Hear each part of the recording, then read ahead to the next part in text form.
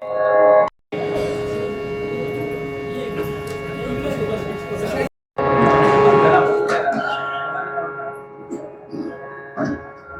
मार्गाच्या गोष्टी खोट्या वाटायला मला इथे कागद सर काढून द्या.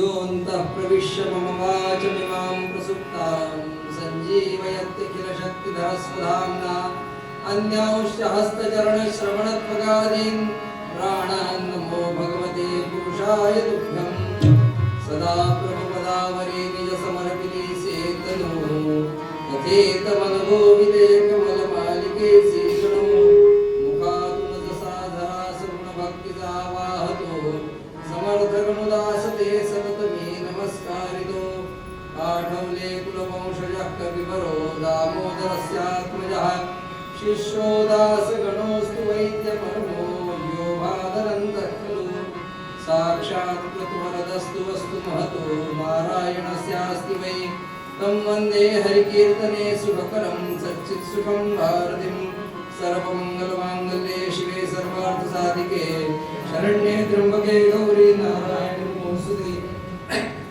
मनोजवं मारुतुल्यवेगं जितेन्द्रियं बुद्धिमतां वरिष्ठं वातात्मजं वातरयूथं श्रीरामदूतं शरणं प्रपद्ये वक्रतुण्डमहाकाय सूर्यकोटिसमप्रभ निर्विघ्नं कुरु मे देव सर्वकार्येषु सर्वदा अलङ्कापुरी पुण्यभूमि पवित्र जितेनान्दतोज्ञानराजा सुपात्र अयाठवीता महापुण्यराशि नमस्कार माझा सद्गुरु ज्ञानेश्वरासि समचरण सरोजं सान्द्रनीलामृताभं जगन्निहितपाणिं मण्डलं मण्डनानां करुणतुलसीमाला कन्दरं कञ्जनेत्रं सुदेधवलासं विठ्ठलं चिन्तयामि लक्ष्मीं स्वयं वरहृतां हरिलग्नचित्तां सौन्दर्यसुन्दरकरीं करुणां ताब्धिं बिभ्रत्सुधाकरकराधिककान्तिकान्तिं श्रीरुक्मिणीं स्वजनकल्पनतां नमामि कुण्डलीकवरदाहरिविठ्ठल श्रीज्ञाने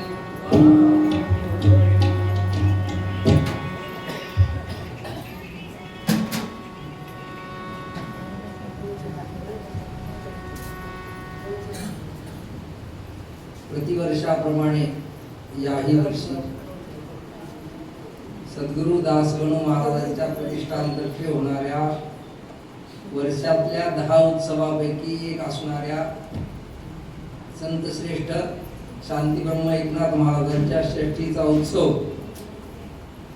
मागच्या काही वर्षापासून परभणीमध्ये होत आहे आणि परभणीत होत असताना विविध ठिकाणी होत असणारा उत्सव त्यातल्या त्यात मागच्या 3 वर्ष व्यंकटेश मंदिरात झालेला उत्सव, आता रामकृष्ण नगरमध्ये आपण ज्यांचे श्लोक म्हणले त्या भगवती मातेच्या, हनुमंताच्या, गणपतीच्या, ज्ञानेश्वर माऊलीच्या आणि पांडुरंग रुक्मिणीच्या दरबारात होत आहे.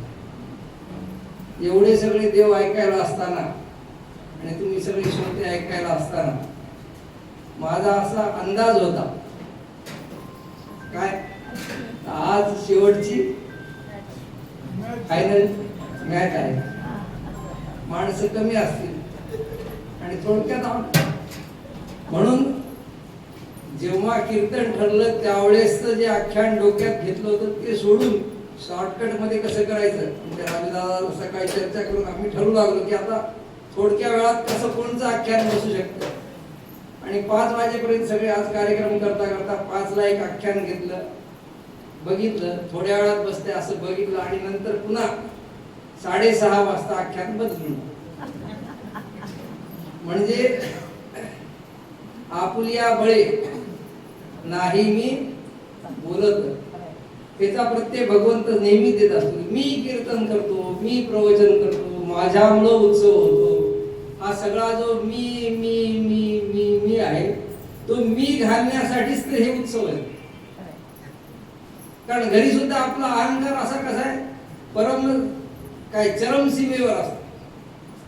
कारण तिथं सगळा स्वतःच माणूस पक्का असो, माणूस असो, स्त्री असो, घरात म्हणजे सगळा सत्ता कोणाची, मातृशक्तीची. आज एक 8 मार्च आहे, मातृदिन आहे, महिला दिन म्हणता येते, मातृदिन म्हणावं. महिला शक्तीचा आज प्रमुख दिवस आहे आणि त्या दिवशी आम्ही बापुडे काय म्हणावे, आदिशक्तीने तर जवळ ठेवलं, तिकडे ठेवलं असतं तर थोडं वाचलं असतं. त्या 8 मार्च म्हणजे आपल्याकडे इथंच करा. त्यामुळं आपल्या हाताने आपण काहीही जरी ठरवलं तरी ते होईलच असं, कारण घडवणारा, घडविणारा, घडवण्याच्या मागे असणारा जो कोणी आहे त्याचा शोध घेण्याची मानवाची स्वयंप्रेरणा किंवा नैसर्गिक प्रेरणा आहे.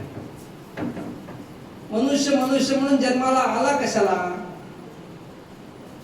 आता तुम्ही जन्माला आले, माझ्या काही वर्ष आले, मी आलो जन्माला तुमच्या नंतर काही दिवसांनी, आता माझ्या नंतर काही लोक जन्माला आले, अजूनही येत राहतील. पण मनुष्य जन्माला आला कशाला आणि आल्यावर त्यांनी केलं काय पाहिजे? बर, आला म्हणजे कुठून तरी आला, म्हणजे ह्याच्या आधी कुठेतरी असेल. मग कुठं आला तर जन्माला आला. जन्माला काय काय आलं? देह आला. देहात माणूस जन्माला. वेदांती आहे नगरी, ये वेदांती आहे नगरी, असंच आहे ना. रंगनाथ महाराजांच्या कृपा आशीर्वादाने आपल्याकडे वेदांत त्या मनाने बराच आहे इतर महाराष्ट्राच्या भागात. मग आता जन्माला कोण आलं? तुम्ही जन्माला आलो. आपण काय म्हणतो? मी जन्माला आलो. कशात आला? मनुष्य देहात आला. म्हणजे जे माझं आहे ते म्हणजे मी नाही. साधा वेदांत काय किंवा परमार्थ काय, प्रपंच काय, की जे माझं आहे ते म्हणजे मी नाही. माझा काय? चष्मा. म्हणजे चष्मा म्हणजे मी नाही. माझा कर्णपिशाच. मोबाईल म्हणजे मी नाही, कारण मोबाईल नसताना मी होतो. मोबाईल हा बिघडल्यावर दुसरा घेतला तरी मी आहे. कधी कधी खूप कष्ट केल्यावर म्हणजे माझा हात दुखायला लागला, म्हणजे हात म्हणजे मी नाही. कधी कधी डोकं दुखायला लागलं, म्हणजे डोकं म्हणजे डोकं असलं तर अवयव तर आहे, डोकं म्हणजे मी नाही. कधी कधी काय होतं, खूप लग्नात काम केलं, कष्ट केले, सगळं अंग दुखायला लागलं, तर आपण म्हणतो मी दुखायला लागलो, माझं अंग दुखायला लागलं. म्हणजे अंग म्हणजे मी नाही. सगळं शरीर दुखायला लागलं तरी शरीर म्हणजे, आमच्या गुरुने वेगळं काय सांगितलं, मी म्हणजे ना शरीर, मी मत ग्रंथांचा संभार. म्हणजे मी जो आहे हा देहाच्या कुठेतरी वेगळा आहे. माझा देह, मग तो देह लहान आहे, मोठा आहे, जीर्ण आहे, ताजा आहे, तवाना आहे, पण तो जो कोणी आहे त्याच्यापेक्षा मी कोणीतरी वेगळा आहे. आणि हे कळणं म्हणजेच तर भक्तिशास्त्र आहे. भक्ती म्हणजे काय वेगळं? म्हणून महाराज पहिल्यांदाच म्हणतात हे असं जर खरं भक्तिशास्त्र आपल्याला कळलं तर काय होतं, भक्ती मार्गीच्या गोष्टी खोट्या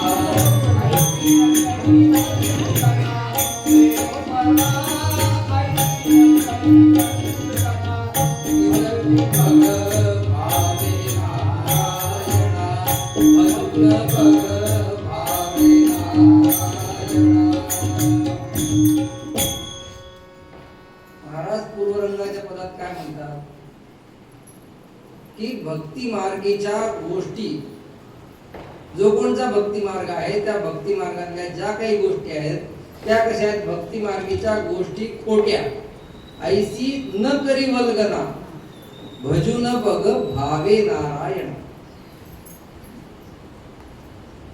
भक्ती मार्ग म्हणून जो कोणता काही मार्ग आहे त्या भक्ती मार्गाच्या अनुषंगाने जे भक्तिशास्त्र म्हणून सांगितलं गेलं आणि त्या भक्तीतल्या लोकांच्या अनेक गोष्टी आपण जे ऐकतो त्या गोष्टी कधी कधी काय होतं की आपल्या ज्ञानाप्रमाणे या आपल्या कुवतीप्रमाणे आपल्याला खोट्या वाटायला लागतात. आणि मग त्या खोट्या वाटायला लागल्यावर काय होतं की आपला भक्तिशास्त्रावर विश्वास नाही म्हणजे आम्ही ज्ञानेश्वराला मानतो पण ज्ञानेश्वराच्या जीवनातले जे काही म्हणून चमत्कार सांगितले आहेत ते चमत्कार आम्हाला मान्य नाहीत. म्हणजे त्यांनी रेड्यामुखी वेद बोलवले, भिंत चालवली, अजून काय पितरजीव घातले, अजून काय चमत्कार केला, ते काही आम्हाला मान्य नाही. आम्हाला चोखोबाराय पटतात पण चोख्याची हाडं विठ्ठल विठ्ठल म्हणत होती हे काय आम्हाला पटत नाही. सावतेभाव पटतात पण सावत्यासाठी पाखरं राखण्यासाठी भगवान पांडुरंग परमात्मा मचानावर बसून पाखरं राखत होता हे काय आम्हाला पटत नाही.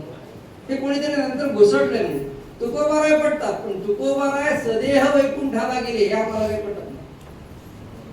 तुकोबारायच्या गाथा इंद्रायणीत तरल्या हे आम्हाला काही पटत नाही. तुमच्या पटण्याचा न पटण्याचा माझ्या पटण्याचा न पटण्याचा काय संबंध. त्या कालिदासाने सांगितलं सताम हि संदेह पदेषु वस्तुषु प्रमाणवन्तः कर्णः प्रवृत्तयः. कोणाच्या अंतःकरणाला काय पटलं म्हणजे प्रमाण मानावं. कालिदास सांगतो सताम हि संदेह पदेषु वस्तुषु प्रमाणवन्तः कर्णः प्रवृत्तयः.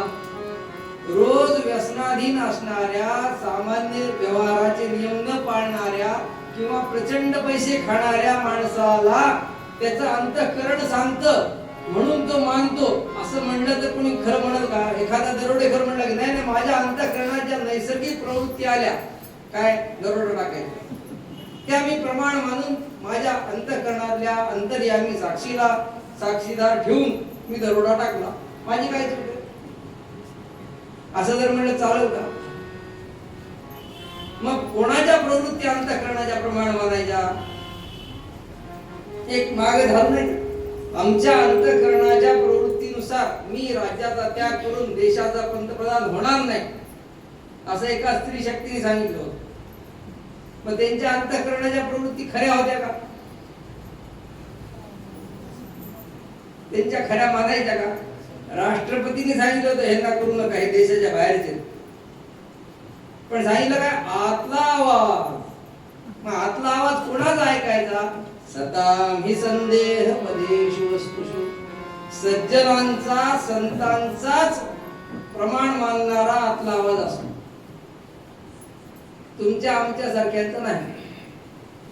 जसं एखाद्या शास्त्रज्ञाला विचारा तुम्ही तुझ्या प्रयोगशाळेतले जे अनुभव आहेत ते बाहेर जर सांगायला लागला तर 80% अडाणी माणसाला, न शिकलेल्या माणसाला, कदाचित थोडंफार शिकलेल्या माणसाला ते खोटे वाटू शकतात कारण लॅबोरेटरीचे अनुभव आहेत ना, शास्त्रज्ञाचे अनुभव आहेत. कसोटीच्या वर घासून प्रमाणित केलेले निर्वात पोकळीत वजन मोजून वस्तुमान मोजून केलेलं जे खरं शास्त्र आहे ते शास्त्र म्हणून पुढे गणल्या जातं. त्याचा अनुभव शास्त्रज्ञाचा अनुभव प्रयोगशाळेतला पुढे शास्त्र म्हणून गणला जातो. पण एखाद्याने सांगितलं की नाही 25 वर्ष झाले बाहेर व्यवहारात काम करतो म्हणून तेच खरं. एखादा गौंडी म्हणेल की 50 वर्षापासून मी अनुभवाने आणि असं असं बांधतो. म्हणून एखाद्या इंजिनियरने विज्ञानाच्या कसोटीवर तयार केलेलं शास्त्र खोटं ठरतं का? उलट त्याला लोक प्रमाण मानतात. तसं हे भक्तिशास्त्र सुद्धा संतांनी जे सिद्ध केलंय त्या सिद्ध केलेल्या भक्तिशास्त्रानुसार जर वागलं तर त्याच्यामध्ये चमत्कारही होतात, लोकांना वेगवेगळे अनुभवही येतात. ती चमत्काराची स्थिती अगदी सहज असते. पण त्याच्यासाठी काही करणीय साधना आणि काही अकरणीय साधना लागतात. म्हणजे डू अँड डोंट्स आपल्या मराठी भाषेत हे केलं पाहिजे, हे नाही केलं पाहिजे, असं जर केलं तर त्या भक्तिशास्त्रामध्ये वेगवेगळे अनुभव तुम्हाला आम्हाला सुद्धा यायला लागतात. संतांना येतात असं नाही. कशामुळं? महाराज म्हणतात भजून बघ भावे नारायणा, भजून बघ भावे नारायणा. भक्तिशास्त्र खोटं नाही. भक्तिशास्त्राचा अनुभव घेण्यासाठी तुझी जी भूमिका आहे ती भूमिका मुळात चुकली. मग ती कशी पाहिजे? तर महाराज म्हणतात ती खऱ्या भक्तीची पाहिजे. आणि खरी भक्ती कशी आहे? भगवद्गीतेने फार चांगली, ज्ञानेश्वर महाराजांनी टीकेमध्ये सांगितलं, ऊर्जिता भक्ती यथा भक्ती ममोर्जिता. भागवतकार सांगतात. ज्ञानेश्वर महाराज बरवी भक्ती म्हणतात. नाही तर तुम्ही आम्ही भक्त जाऊत की हो. आपण हे पंढरपूरला जातो, आपण हे मंदिरात जातो, आपण हे अजून कुठं कुठं जातो, पण आपल्यासाठी देव दळायला येतो का? जनाबाईसाठी येतो. उद्या सांगा बरं, इथे सगळ्या मायमावल्या बसलेल्या आहेत. एखादा गिरणीतला आपला डबा संपला पिठाला, नेमकं त्या दिवशी काय कुलाचार आहे आणि पूर्णाच्या पुळीचा उंडा बेजवला, पीठ टाकायला काही नाही. आपण म्हणतो का पांडुरंगा पटकन ये बरं, त्या जणी काय तुझी मावशी होती का, बरं आमचं दळण दळून दे पटकन. आहे का कॉन्फिडन्स आपल्याला?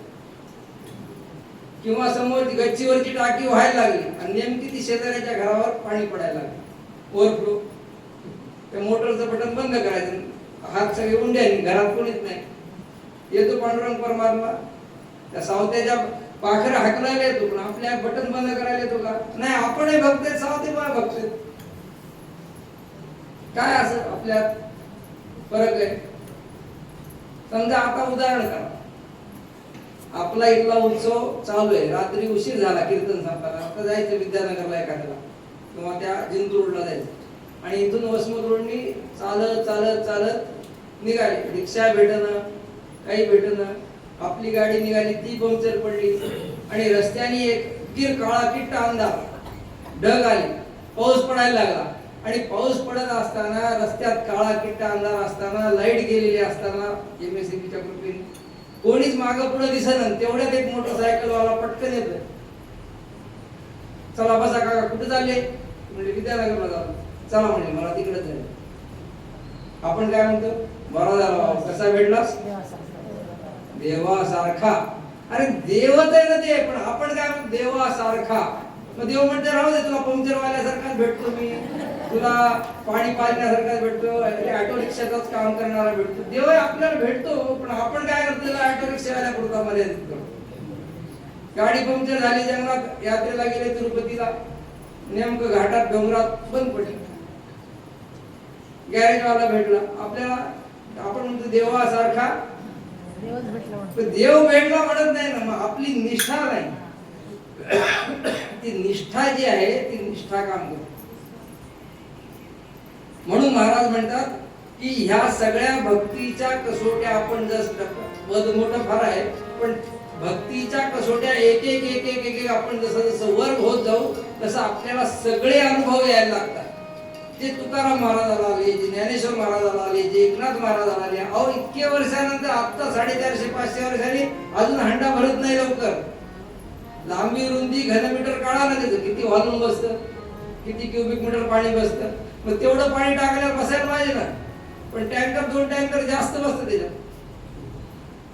आज कितीतरी भारतभरात चमत्कार म्हणणार आहेत विज्ञान असताना सुद्धा, पण ते आपल्या भक्तीच्या हिशोबाने बघितलं तर फार हे नाही. ती ज्वालादेवी आहे, अखंड ज्योत चालू आहे. मग हे सगळे जे भक्तीचे प्रकार आहेत, महाराज म्हणतात अरे हे सगळे खरे, पण तुला खोटे वाटते. कशामुळं? भजून बघ हवे नारायणा. तू भजन बघत नाहीस. तू भजन बघायला चालू केल्यावर काय राहिलं म्हणजे अशा भक्तीच्या तरुस साक्षात्कार मोरये तसे जगातो तत्त्वसा करी तसे जगातो तत्त्वसा करी तसे. दासगणु म्हणे दासगणु म्हणे दासगणु म्हणे परमेशाला नरुचे लांबिकपणा सदाया ध्यानी धराव्या गुणा सदाया ध्यानी धराव्या गुणा. दासगणू महाराजांनी ह्या याच्यामध्ये विश्वास, नीती, श्रद्धा हे सगळे गोष्टी सांगता सांगता सांगता शेवटचं सांगितलं मेन. दासगणू म्हणे परमेशाला नरुचे दांभिकपणा सदा या ध्यानी धराव्या गुणा. काय आहे? फक्त आणि फक्त दांभिकपणा भगवंताला आवडत नाही. जे करणे असेल ते खरे करा तत्वता. डुप्लिकेसी भगवंतापाशी चालत नाही कोणत्याच गोष्टीत. आणि तशी जर केली, शुद्ध भाव असला तर अगदी छोट्यातल्या छोट्या माणसाला, प्रल्हादासारख्या पाचव्या वर्षाच्या लहान मुलापासून ते मार्कंडेय ऋषीपर्यंतच्या सगळ्याला भगवान पावतात, सगळे अनुभव देतात आणि आपल्या परमपदापर्यंत नेतात. कसे नेतात आणि ती श्रद्धा असल्यावर कसं होतं? वेगवेगळ्या समाजातल्या वेगवेगळ्या अधिकाऱ्याला सुद्धा भगवान त्याच पद्धतीने नेतात. जे एकाला लहान अनुभव, दुसऱ्याला मोठा अनुभव, असं कुठलाच अनुभवात तरतम ठेवत नाहीत. हे कशावर बघायचं? तर ते म्हणजे एका उदाहरणावर बघू. आपण आख्यानामध्ये ते उदाहरण पाहू.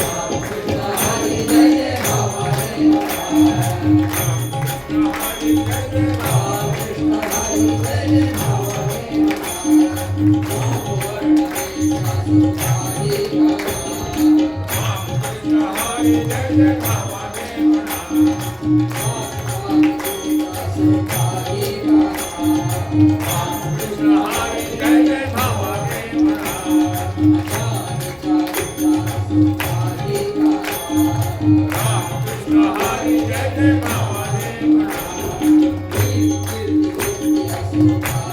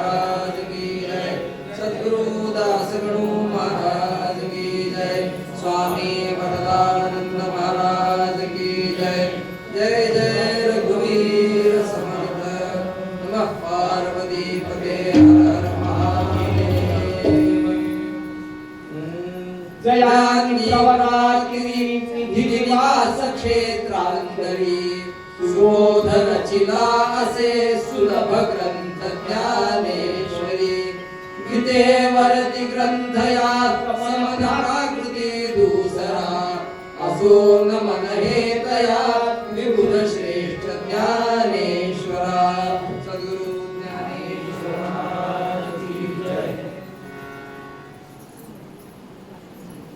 संत कवी दासगणू महाराजांनी ज्ञानेश्वर महाराजांच्या चरित्रातला काही प्रसंग ज्या ज्ञानेश्वर महाराजांच्या आख्यानाच्या या दुसऱ्या भागात वर्णन केलेलं आहे त्याच्यातला काही प्रसंग आपण पाहू। जयांनी प्रवरातीरी प्रवरेच्या तटावर ज्यांनी ज्ञानेश्वरी सारखा अलौकिक असा ग्रंथ लिहिला त्या भगवान ज्ञानेश्वर महाराजांना किमान महाराष्ट्रातला भाविक माणूस ओळखत नाही मागच्या 750 वर्षापासून असं कोणा मराठी माणसाला तर ज्ञानेश्वर महाराजांचं नाव ऐकलं नाही असं कोण आहे? ते ज्ञानेश्वर महाराज आळंदीला आपल्या पैठणला शुद्धीपत्र घेऊन सगळ्या भावंडासह वर्तमान रेड्यामुखी वेद बोलवल्यानंतर आळंदीकडे प्रस्थान करायला निघाले आणि जाता जाता बाकीच्या भावंडांना सांगितलं की आपण थोडं इथं मी असं नेवासा मार्ग येतो तुम्ही पुढे जा आणि पैठणहून निघाले आणि नगर जिल्ह्यात नेवासाच्या ठिकाणी आले। नेवासा म्हणजे निधी निवास क्षेत्र जिथं मोहिनी राजाच्या रूपामध्ये भगवान विष्णूंनी अमृत मंथनाच्या वेळेस स्त्री नट नारी अर्धनारी नटेश्वराचं रूप घेऊन ते कलश पळवला होता अमृत कलश ते नेवासा क्षेत्र। अशा ठिकाणी सकाळी सकाळी ज्ञानेश्वर महाराज त्या प्रवरा नदीच्या तटावर मोठा असा वृक्ष होता वटवृक्ष आणि त्याच्या खाली पार बांधलेला आणि त्या पारावर सकाळी सकाळी 4-4:30च्या नंतरची वेळ होती झुंजू अजून व्हायचं होतं पण सकाळचा आल्हाददायक वारा चालू होता वटवृक्षावर पक्ष्यांचा नुकताच उठल्या उठल्याचा थोडा थोडा किलबिलाट चालू झाला होता. नदी समोरून प्रवरा नदी वाहत होती. संपूर्ण फटफट उजडलं नव्हतं, पण रात्रीचा किरण अंधार सुद्धा नव्हता. आणि अशी ती वेळ शांत शांत सकल कवलातील शांत सकल कवलातील उदयाच्या दिवे दिनकर किलकिलाट पक्षी मधुर होऊ लागला.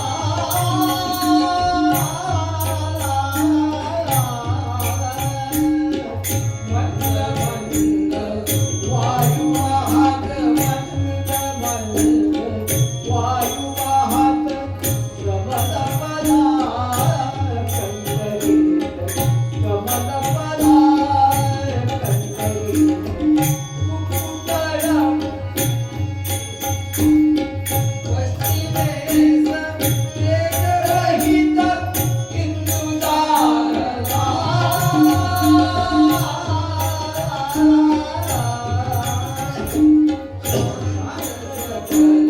शांत सकल शांत सकल कवला.